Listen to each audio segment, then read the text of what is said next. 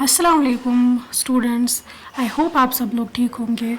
मेरा नाम रुतबा है और आज हम पढ़ने वाले हैं ईवीएस का चैप्टर नंबर 5 जिसका नाम है सीड्स एंड सीड्स। सीड्स का मतलब क्या है? सीड्स माने बीज। बीज वो होता है जिस वजह से एक नया प्लांट जन्म लेता है, उसको सीड बोलते हैं। अब हम पढ़ेंगे इस चैप्टर में सीड्स होते क्या है। Let's start. Gopal was staying for his मौसी's family to visit them. एक लड़का है गोपाल, वो वेट कर रहा था कि उसके मौसी की फैमिली कब उनसे मिलने आएगी। They will be coming the next day for their holidays. वो लोग आ रहे थे जब उनके हॉलीडेज मतलब छुट्टियां स्टार्ट होने वाली थी, उसके अगले दिन वो गोपाल के घर आने वाले थे। He was thinking about all the fun and nice food that he would have with his cousins. Just then his mother called out. वो इसी के बारे में सोच रहा था कि जब उसके कज़न्स आएंगे तो हम लोग एक साथ कितनी ज़्यादा मस्ती करेंगे और कैसा कैसा खाना खाएंगे। Just then his mother called out. तो तभी उसकी माँ उसे बुलाती है, Gopal, before you sleep, remember to soak 2 small bowls, कटोरीज of chana. She was going his bua's house and would return only in the morning. Gopal की मामा उसको बुलाती है, बोलती है, गोपाल, जब आप सोने के लिए जाओगे तो पहले पानी में 2 कटोरी चना भिगो के रखना, मतलब पानी में डाल के रखना सुबह तक। और उसकी मामा, क्योंकि उसकी मामा जा रही थी उसकी बुआ के घर और वो सुबह लौटती वहाँ से। As he was soaking the chana, Gopal thought, how will 2 small balls of this be enough for 8 persons? जब उसने चना भिगोने के लिए रखा तो उसके दिमाग में थॉट आया कि ये 2 बॉल्स हम 8 लोगों के लिए कैसे काफ़ी हो सकती है। ये तो बहुत कम है, ये हम 8 लोगों के लिए कैसे काफ़ी हो सकती है। So he soaked another 2 balls of chana. तो उसने क्या काम किया, उसको 2 बॉल्स चना सोक करने के लिए रखनी थी, लेकिन उसने 4 बॉल्स रखी। When his mother returned the next morning, she saw that the chana were overflowing from the vessel. जब उसकी मम्मा अगले दिन वापस आई तो उसने क्या देखा, उसने देखा बॉल से चना बाहर निकल रहा था क्योंकि वो ओवरफ्लो कर रहा था। ओवरफ्लो करना मतलब होता है किसी बर्तन से बाहर आना। How much did you soak? उसकी मामा ने उसको पूछा, आपने कितना रखा था भिगोने के लिए। जब गोपाल ने ये सब देखा कि चना बाहर आ रहा है तो वो हैरान रह गया। उसकी मामा ने उसको बोला, You soak too much. Anyway, it is good. Now I will cook half of them and leave the other half to sprout. तो उसकी मामा ने उसको बोला, कोई बात नहीं, ये अच्छी बात है, मैं आधे चने पकाने के लिए मतलब पकाऊंगी और जो आधे बचेंगे उनको मैं स्प्राउट करूंगी। स्प्राउट करने का मतलब है किसी गीले कपड़े में रखना, चने को किसी गीले कपड़े में रखना और 10-12 घंटे के लिए ऐसे ही रखना, फिर उसके रूट्स निकल आते हैं, वही होते हैं sprouts. I can send these to your aunt. मैं इन स्प्राउट्स को आपकी आंट के घर भेजूंगी. The doctor has told her to eat sprouts. आपकी आंट को डॉक्टर ने बोला है स्प्राउट्स खाने के लिए. Mother said she tied half of the soaked chana in a wet cloth and hung them up to sprout. उसकी मम्मा ने क्या काम किया, उसकी मम्मा ने एक गीला कपड़ा लाया और उसमें चने को रखा और स्प्राउट करने के लिए रख दिया, मतलब रात को ऐसे ही रखा या 10-12 घंटे के लिए ऐसे ही रखा. Discuss what things are soaked about before cooking in your house and why. अब हमें क्वेश्चन पूछ रहा है वहाँ से कि आपके घर में भिगोने के लिए क्या रखते हैं और क्यों रखते हैं. आप ये मुझे कमेंट में बताएं, आप सब लोग आपके घर पे क्या क्या रखते हैं भिगोने के लिए. हमारे घर पे चना रखते हैं, दाल रखते हैं ताकि उसको फिर आसानी हो पकाने के लिए. जब वो पानी में डाल के रखते हैं वो पानी एब्जॉर्ब करता है अपने अंदर और फिर वो फूल जाते हैं और अगले दिन आसानी होती है पकाने में.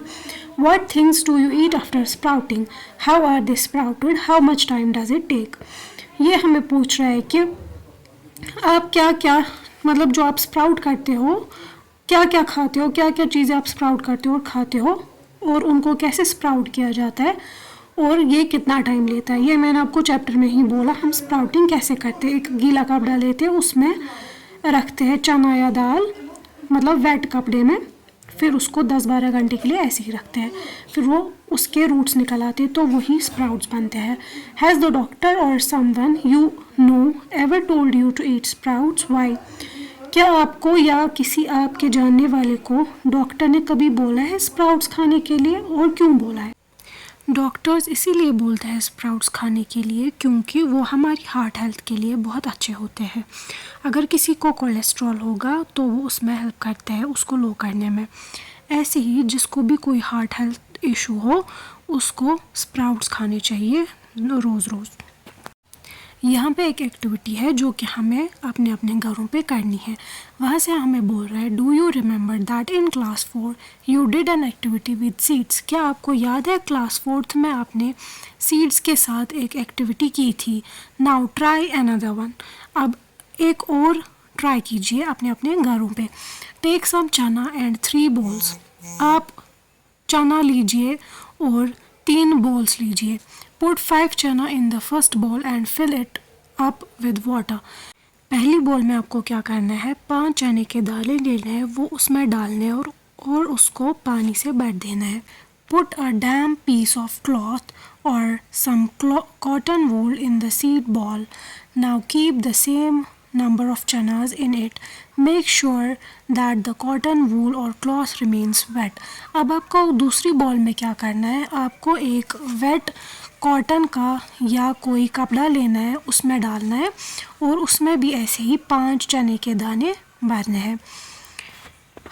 तीसरा पॉइंट हमें ये बोलता है, put the same number of chanas in the third bowl, do not put anything else in it, cover all the 3 balls.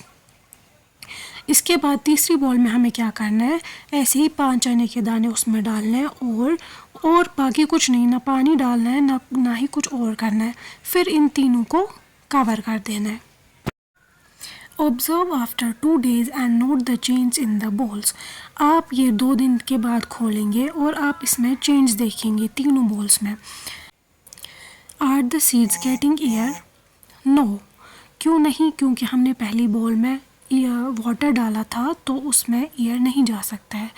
Ball 2 में एयर जा सकता है क्या? हाँ जा सकता है। और तीसरी बॉल में ऐसा ही है क्योंकि हमने उसमें कुछ भी नहीं किया था। दूसरा पॉइंट हमें बोलता है, are the seeds getting water? पहली बॉल में हमने पानी डाला था तो यस आएगा, और दूसरी बॉल में भी यस आएगा क्योंकि हमने वेट क्लॉथ लिया था। तीसरी बॉल में हमने कुछ नहीं डाला था तो नो आएगा। व्हाट चेंज डिड यू सी? जब आप 2 दिन के बाद ये खोलोगे तो आप क्या देखोगे? पहली बॉल में हमने पानी डाला था तो हम देखेंगे कि चने फूल गए हैं। दूसरी बॉल में हम क्या देखेंगे कि उनके स्प्राउट्स बन गए क्योंकि हमने गीला कर दिया था तो स्प्राउट्स बने, मतलब रूट्स निकले होंगे। और तीसरी बॉल में कुछ भी नहीं हुआ होगा क्योंकि हमने उसमें ना पानी डाला था ना कुछ और किया था, तो हम तीसरी बॉल में कुछ नहीं देखेंगे। Have the seeds sprouted? क्या सीड स्प्राउट्स बन गए हैं? पहली बॉल में नहीं बने होंगे क्योंकि उनमें ज़्यादा पानी था तो वो फूल गए होंगे सिर्फ। दूसरी बॉल में स्प्राउट्स बन गए होंगे और तीसरी बॉल में कुछ भी नहीं हुआ होगा। Tell and right, in which ball did the seeds sprout? What difference did you see between this ball and the other balls? Why did Gopal's mother tie the chana in the damp cloth? तो आपने क्या देखा और वही आप लिखिए। पहले हमें बोलता है किस बॉल में सीड्स स्प्राउट्स बन गए थे और आपने इन तीनों बॉल्स में क्या डिफरेंस देखा। हमने ये देखा कि दूसरी बॉल में स्प्राउट्स बन गए थे और पहली और तीसरी में कुछ भी नहीं हो, मतलब पहली में हुआ था चने फूल गए थे लेकिन स्प्राउट्स नहीं बने थे, तीसरी में कुछ भी नहीं हुआ था। तो हमें यही बोल रहा है कि इनमें से क्या डिफरेंस देखा आपने। Why did Gopal's mother tie the chana in the damp cloth? Gopal की मम्मा ने चना एक गीले कपड़े में क्यों रखा था? क्योंकि गीले कपड़े में रखने से स्प्राउट्स बन गए थे। When you split the whole masoor, you get me masoor dal, but then you cannot sprout me. Can you think why? मसूर दाल हमें बोल रही है कि आप मेरे 2 टुकड़े कर दो, मतलब एक मसूर का दाना ले लो और उसको तोड़ दो बीच में। फिर बोल रही है, आपको समझ आ रहा है मैं क्या बोल रही हूँ? उसके बाद आप मुझे स्प्राउट नहीं कर सकते। क्यों नहीं कर सकते? क्या आप सोच सकते हैं कि क्यों नहीं कर सकते? क्योंकि हम आधे को स्प्राउट नहीं कर सकते, क्योंकि जो फुल सीड होगा उसी से नया पौधा उगता है, हाफ से नहीं उग सकता, इसीलिए हम उसको स्प्राउट नहीं कर सकते। Draw, look carefully at your sprouted चना एंड मेक इट्स ड्राइंग। जो आपने चना स्प्राउट करके रखा है, आप उसको अच्छे से देखिए और उसकी ड्राइंग बनाइए। फिर आपके लिए प्रोजेक्ट है कि आपको करना है प्लांट योर सीड्स। जो भी आपके घर में सीड्स है आपको वो सॉइल में लगाने हैं। टेक अ क्ले पॉट और a tin can with a wide mouth. आपको एक मिट्टी का बर्तन लेना है या कोई भी टिन देना है जिसका जो चौड़ा होगा। Make a small hole at the bottom. उसके बॉटम पे मतलब उसके नीचे आपको एक होल बनाना है। Fill your can with soil. फिर आपको ये सॉइल से भर देना है पूरा।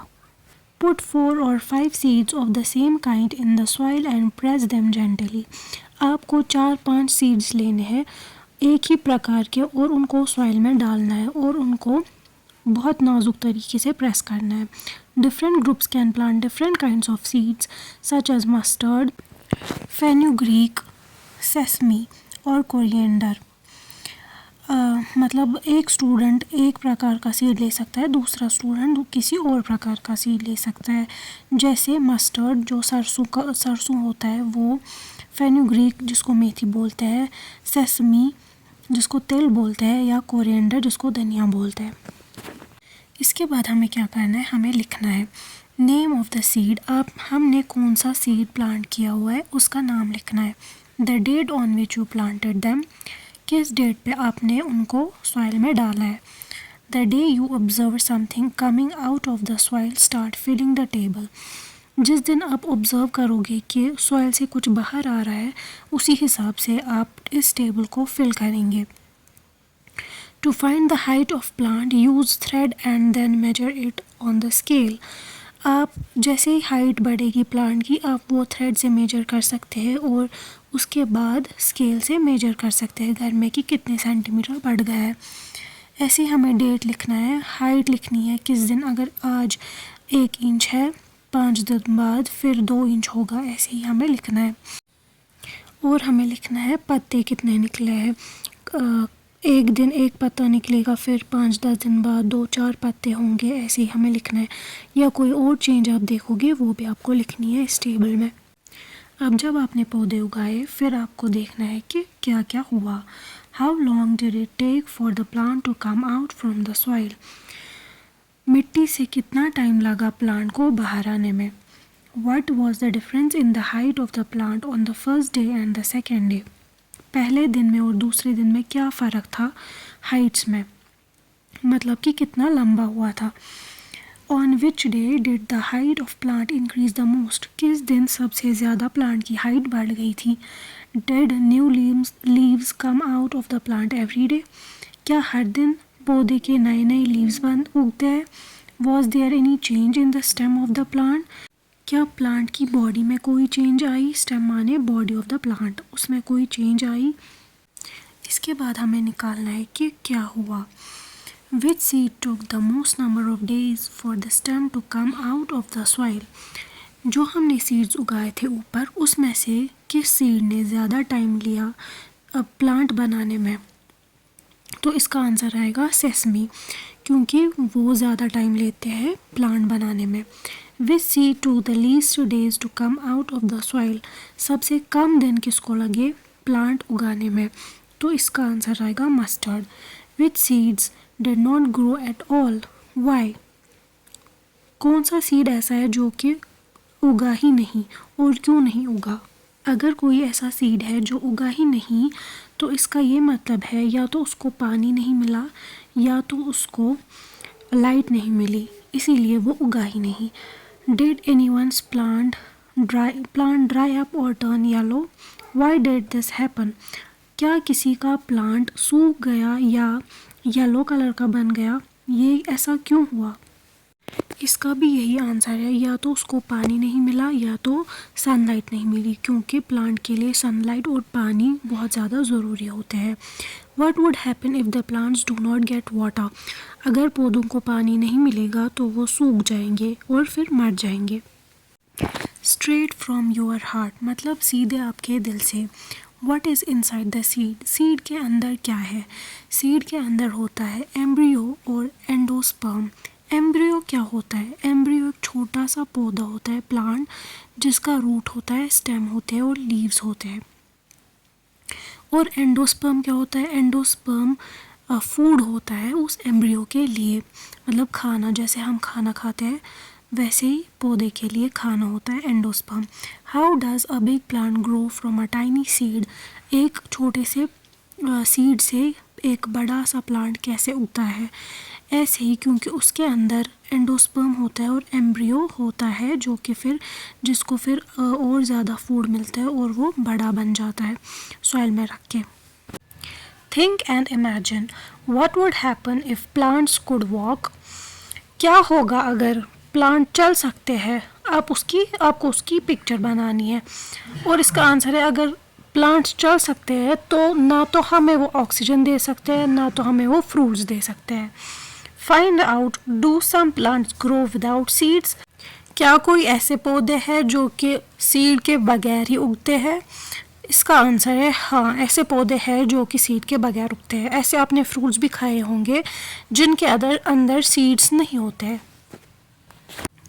प्लांट्स विच हंट, ऐसे पौधे जो कि शिकार करते हैं. जी हाँ, ऐसे पौधे भी हैं जो कि शिकार करते हैं. There are some plants which trap and eat frogs, insects and even mice. ऐसे पौधे हैं जो कि ट्रैप करते हैं, अपनी जाल में फंसाते हैं और खाते हैं किनको? फ्रॉग्स को, इंसेक्ट्स को और माइस को, मतलब चूहों को. The pitcher plant Nepenthes is one such plant. ऐसा ही एक प्लांट है जो कि हंट करता है, उसको बोलते हैं पिचर प्लांट या Nepenthes. It is found in Australia, Indonesia and Meghalaya in India. ये हमें कहाँ पे मिलता है? ऑस्ट्रेलिया में, इंडोनेशिया में और मेघालय में. It has a pitcher like shape and the mouth is covered by a leaf. इसकी जो शेप होती है वो पिचर लाइक होती है. पिचर लाइक का मतलब होता है कोई भी कंटेनर हमारे घर पे होता है जिसमें हम कुछ रखते हैं, वैसी इसकी शेप है. And the mouth is covered by a leaf, और इसका जो मुंह होता है वो एक पत्ते से कवर किया, ढका होता है एक पत्ते से. The plant has a special smell that attracts insects to it. इस प्लांट में एक बहुत ही अच्छी स्मेल होती है जो कि इंसेक्ट्स को अपनी ओर अट्रैक्ट करती है. When the insect lands on the mouth of the plant, जब इंसेक्ट इसके मुंह पे बैठता है, it gets trapped, वो ट्रैप हो जाता है इसमें, and cannot get out, फिर वो बाहर नहीं निकलता क्योंकि वो ये अपना लीफ बंद कर देता है. What a clever way to hunt. कितना चालाक तरीका है शिकार करने का. So many seeds, इतने सारे बीज. How many types of seeds can you collect? आप कितने प्रकार के बीज इकट्ठे कर सकते हैं? Where will you find them? आपको वो कहाँ से मिलेंगे? Each of you should try to collect as many different types of seeds as you can. आपको हर किसी को बहुत सारे बीज इकट्ठे करने चाहिए. After that, put all the seed collections together.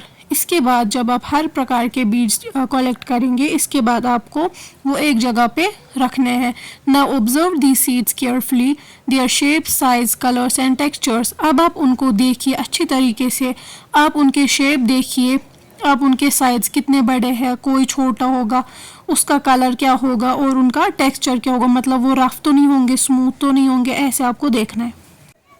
Make a seed chart to put up in the class. You can start with a table like this. आपको क्या करना है? आपने जो सीड्स कलेक्ट किए हैं उनका आपको सीड चार्ट बनाना है. आपको चार्ट लाना है बाज़ार से ख़रीद के, उस पर वो सीड्स लगाने हैं. You can start with a table like this. जैसे नीचे दिखाया गया है वैसे आपको टेबल बनाना है, फिर वो आप अपने क्लासरूम में लगा सकते हैं. नेम ऑफ अ सीड, जैसे आपने नाम लिखा, जो आपने सीड लिया है उसका नाम लिखना है, जैसे राजमा. फिर उसका कलर लिखना है, इसका कलर कैसा है. राजमा का कलर होता है रेडिश ब्राउन. उसका शेप कैसा है वो आपको ड्रॉ करना है. टेक्सचर देखना है, स्मूथ है या टफ है, मतलब बाहर से कैसा दिख रहा है, शाइनी दिख रहा है, नरम दिख रहा है, ऐसे आपको देखना है और आपको टेबल बनाना है. उसके बाद है थिंक, सोचिए. Did you keep any seed? Saunf and cumin in your list. क्या आपने सौंफ और ज़ीरा अपने लिस्ट में लिया है? जो आपने सीड्स लिए हैं उनमें से क्या सौंफ और ज़ीरा भी है? Which was the smallest seed and which was the biggest seed in your collection.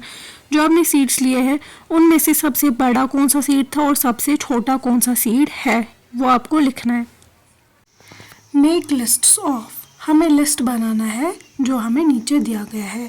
Seeds that are used as spices in your home, आपके घर में कौन कौन से स्पाइसेस यूज़ किए जाते हैं, मतलब कौन कौन से सीड्स यूज़ किए जाते हैं एज स्पाइसेस, मसाले के तौर पे। उनका क्या क्या नाम है? जैसे हमारे घर पे मस्टर्ड किया जाता है और क्यूमिन किया जाता है और भी बहुत सारे किए जाते हैं। सीड्स ऑफ वेजिटेबल्स, सब्जियों के कौन कौन से सीड्स हैं? आपके घर पे बहुत सारी सब्जियां बनती होंगी, जैसे कि टमाटर है उसके सीड है, जैसे कि बहुत सारे ऐसे सब्जी हैं जिनके सीड्स होते हैं। सीड्स ऑफ फ्रूट्स, फ्रूट्स के कौन कौन से सीड्स हैं? ऑरेंज के सीड्स, एप्पल के सीड्स, ऐसे ही बहुत सारे।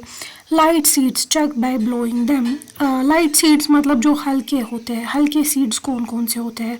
आप उनको चेक कर सकते हैं उनको फूंक मार के, मतलब वो अगर आप उनको फूंक मारेंगे तो वो उड़ जाएंगे, मतलब वो बहुत ज़्यादा हल्के होते हैं। वो क्यूमिन है, ऐसे ही सेसमी है, ऐसे अगर उनको फूंक मारते हैं वो उड़ जाते हैं। Seeds which are flat, flat मतलब कि चप्पल जैसे, चपटी कौन से सीड्स होते हैं? सेसमी होते हैं, क्यूमिन, ऐसे यही सब फ्लैट सीड्स है। Make more groups, how many groups of seeds did you make, आपने कितने ग्रुप, आप ऐसे ही और बहुत सारे ग्रुप्स बनाए सीड्स के, फिर आप बताएं कि आपने कितने ग्रुप्स बनाए हैं सीड्स के। Do you no any games that you can play with seeds, क्या आपको ऐसी कोई गेम का नाम पता है जो आप सीड्स के ज़रिए खेल सकते हैं?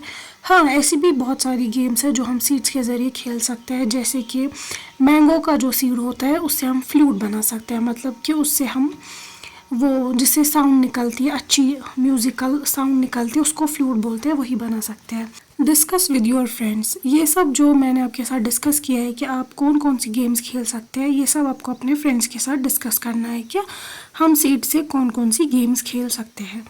वैंडरिंग सीड्स, वैंडरिंग माने एक जगह से दूसरी जगह पे जाना। वैंडरिंग सीड्स मतलब सीड्स कैसे एक जगह से दूसरी जगह जाते हैं। Plants can not move around, plant तो एक जगह से दूसरी जगह नहीं जा सकते हैं। Once they grow they remain in the same place, जब वो ग्रो करते हैं, जब वो बड़े होते हैं तो वो एक ही जगह पे रहते हैं। But their seeds are great travellers, लेकिन उनके जो सीड्स होते हैं वो बहुत ज़्यादा अच्छे ट्रैवलर्स होते हैं, मतलब कि वो एक जगह से दूसरी जगह जाते हैं। They can reach far and wide, वो एक जगह से बहुत ज़्यादा दूर जा सकते हैं। Look at picture 1 on the next page and see the flying seeds. आप पहली पिक्चर में देखिए जो कि नेक्स्ट पेज है, उस पे आपको फ्लाइंग सीड्स दिखेगी जो कि फ्लाई करते हैं, जो एक जगह से दूसरी जगह जाते हैं। Have you ever seen any seed that can fly? क्या आपने ऐसा कोई सीड देखा है जो कि उड़ सकता है? जी हाँ, ऐसे भी बहुत सारे सीड्स होते हैं जो कि उड़ सकते हैं। जैसे आप पहली पिक्चर में देख सकते हैं कि जो ये वाइट दिखाया गया है, ये सीड्स होते हैं जो कि उड़ते हैं।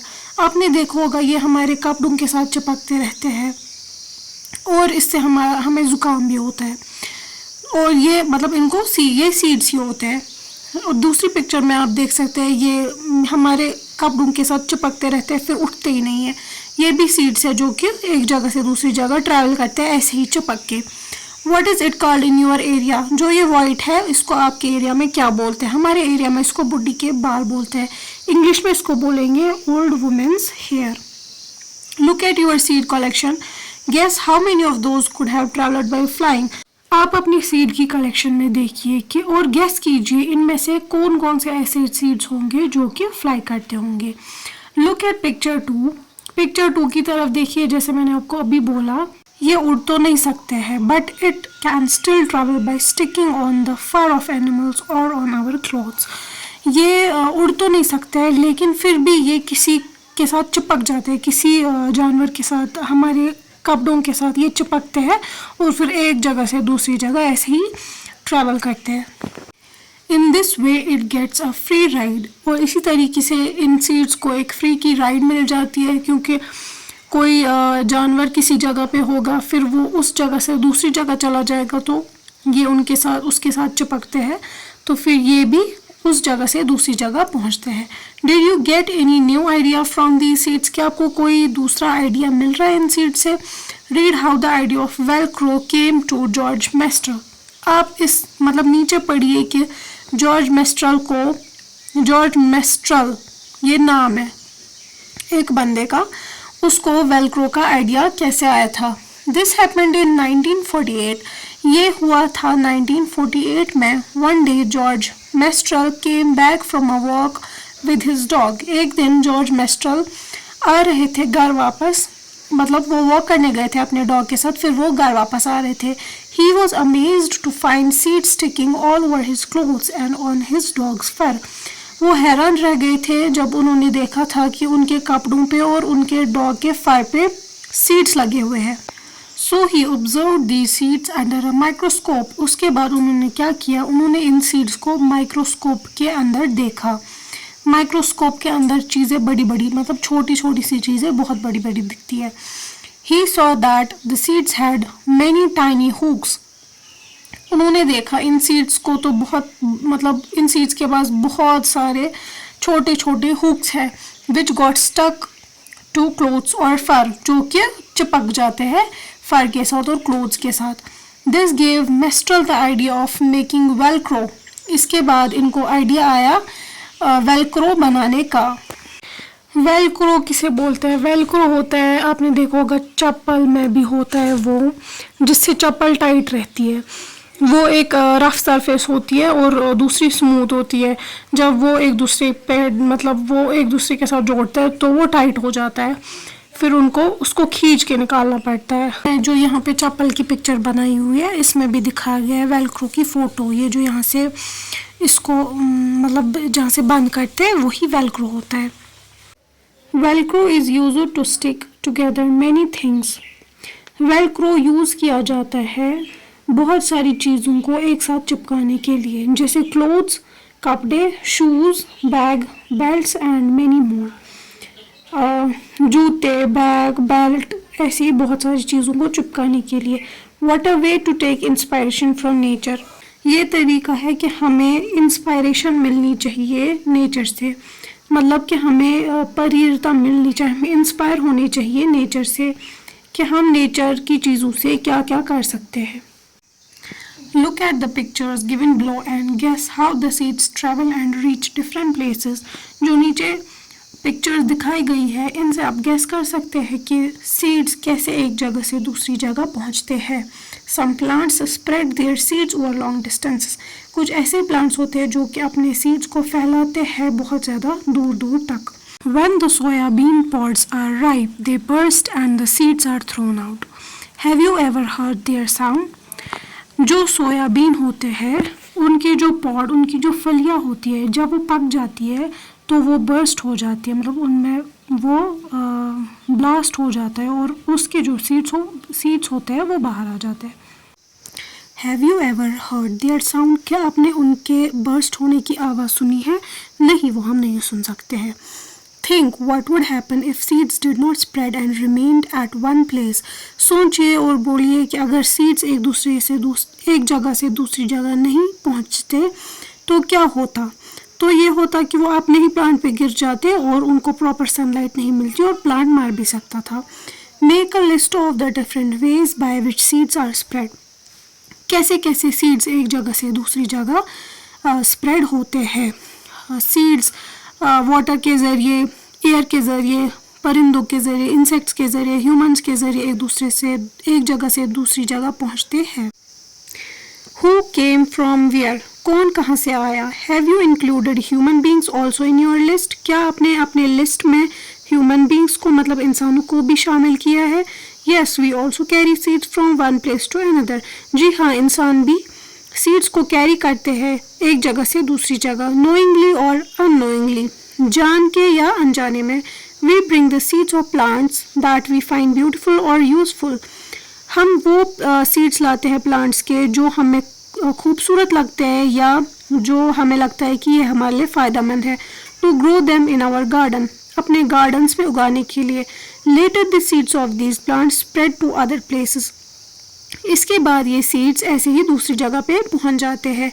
Many years later, people may not even remember that these plants did not grow here earlier.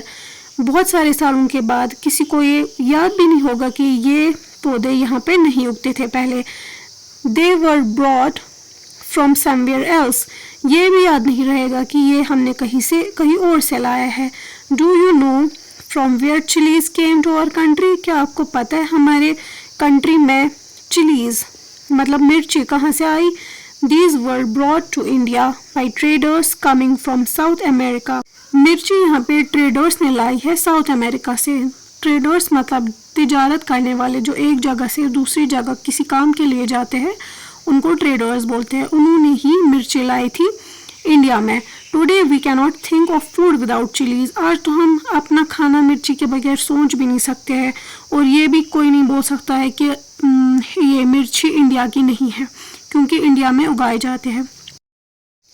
Read this poem to know which plant came from where. ये पोएम आपको पढ़नी है और आपको पता चलेगा कि ये कौन सी चीज़ें कहाँ से आई है। Did you know this? क्या आपको ये पता है? From South America long ago came a tomato and potato and a green chilli. South America से आए हैं टोमेटो आलू टमाटर और मिर्ची। Do you know this? क्या आपको ये पता है? A cabbage came from Europe and also a pea. Cabbage और मटर जो है वो यूरोप से आए हैं। From Africa came a coffee been and a green भिंडी। जो भिंडी है और कॉफ़ी है वो कहाँ से आए हैं? अफ्रीका से। A mango सैंग come in an orange smiled inside it's skin. Mango मतलब आम गा रहा है कि आ जाओ आ जाओ। ये किसके लिए गा रहा है? ये टोमेटो जो बाहर की कंट्री से आया है, यूरोप से, साउथ अमेरिका से। पोटैटो टोमेटो चिली ये इनके लिए गा रहा है कि आ जाओ हमारे कंट्री में। और ऑरेंज स्माइल कर रहा है अपनी ही स्किन के नीचे से। इससे हमें ये पता चलता है कि मैंगो ऑरेंज ये इंडिया में ही उगते थे। Welcome to India a banana said. बनाने ने इनको बोला है कि आ जाओ आपका वेलकम है इंडिया में। The methi and spinach brinjal and radish nodded its head. मेथी स्पिनिच ब्रिंजल और रेडिश ने अपने सिर को हिलाया। इससे हमें ये पता चलता है ये सब जो सब्जियाँ है ये सब ऑलरेडी इंडिया में उगाई जाती है। दे crossed the land they crossed the सी। इन्होंने ज़मीन को पार किया है और समंदर को भी पार किया है। किन्होंने पार किया है? ये जो सब्जियां हैं जैसे भिंडी है जो मैंने आपको ऑलरेडी बोला है, मतलब जो पहले यहाँ पे उगाई नहीं जाती थी उन सब सब्जियों ने। भिंडी इज़ ऑल्सो कॉल्ड ओकरा and methi is called fenugreek. भिंडी को और मतलब एक और नाम है ओकरा और मेथी को बोलते हैं फेनुग्रीक। ये पोएम लिखी है राजेश उत्साही चकमक ने 2002 में और इसको ट्रांसलेट किया है अनुपा लाल ने। What all was grown in India long ago? बहुत सालों पहले इंडिया में क्या उगाया जाता था? Were mangoes and bananas grown here? क्या मैंगोज और बनानाज यहाँ पे उगाए जाते थे? ये हमें ऊपर पोएम में पता चला कि हाँ मैंगोज और बनानाज ऑलरेडी यहीं पे उगाए जाते थे। What came from other countries? दूसरे मुल्कों से क्या क्या आया है इंडिया? ये आपने ऊपर पोएम में पढ़ा है और मैंने आपको बोला भी है कि क्या क्या आया है दूसरे कंट्रीज से। इमेजिन फूड विदाउट पोटैटोज और टोमेटोज। आप अपना फूड इमेजिन कीजिए पोटैटोज और टोमेटोज के बिना। टोमेटोज तो हर एक सब्ज़ी में डाला जाता है या ओनियन हर एक सब्ज़ी में डाला जाता है, इसके बिना मज़ा ही नहीं आता है सब्जियों में। What we have learned, हमने क्या क्या सीखा। Reena has drawn this picture of a seed sprouted by her. Reena ने इस सीड की मतलब इस बीज की पिक्चर बनाई है जो उसने स्प्राउट किया हुआ था। What do you think the seeds need for sprouting? आपको क्या लगता है स्प्राउटिंग के लिए क्या क्या ज़रूरी है? ये भी मैंने आपको पूरे चैप्टर में बोला है कि स्प्राउटिंग करने के लिए क्या क्या ज़रूरी होता है। पानी ज़रूरी होता है और हवा ज़रूरी होती है, इसके बिना स्प्राउट नहीं हो सकता। Right in your own words, अपने वर्ड्स में आपको लिखना है। How would Reena seeds look if they did not get the things needed. Reena का सीड कैसा दिखता है अगर जो स्प्राउट के लिए ज़रूरी चीज़ें हैं अगर वो उसको नहीं मिलती। अगर सिर्फ पानी मिल जाता तो वो सिर्फ फूल जाता और अगर ईयर नहीं मिलती तो कुछ भी नहीं होता। Show by drawing a picture, आपको भी पिक्चर ड्रॉ करनी है। How do seeds spread to far off places, seeds कैसे एक दूसरे से, एक जगह से दूसरी जगह जाते हैं। ये भी मैंने आपको चैप्टर में पढ़ा है कि सीड्स कैसे जाते हैं एक जगह से दूसरी जगह, एयर के ज़रिए, विंड के ज़रिए, इंसेक्ट्स के ज़रिए, बर्ड्स के ज़रिए। ये सब इसमें लिखना है आपको अपने वर्ड्स में। तो इसी के साथ हमारा चैप्टर एंड होता है और इसमें जो भी क्वेश्चन आंसर्स है वो मैंने आपको समझाए हुए हैं और अब आपको अपने वर्ड्स में लिखना है। अगर आपको अपने वर्ड्स में लिखना नहीं आया तो आप मुझे कमेंट करके बता सकते हैं, मैं आपको इसकी PDF शेयर करूँगी क्वेश्चन आंसर्स की। तो मिलते हैं किसी और चैप्टर में, तब तक के लिए अल्लाह हाफिज़।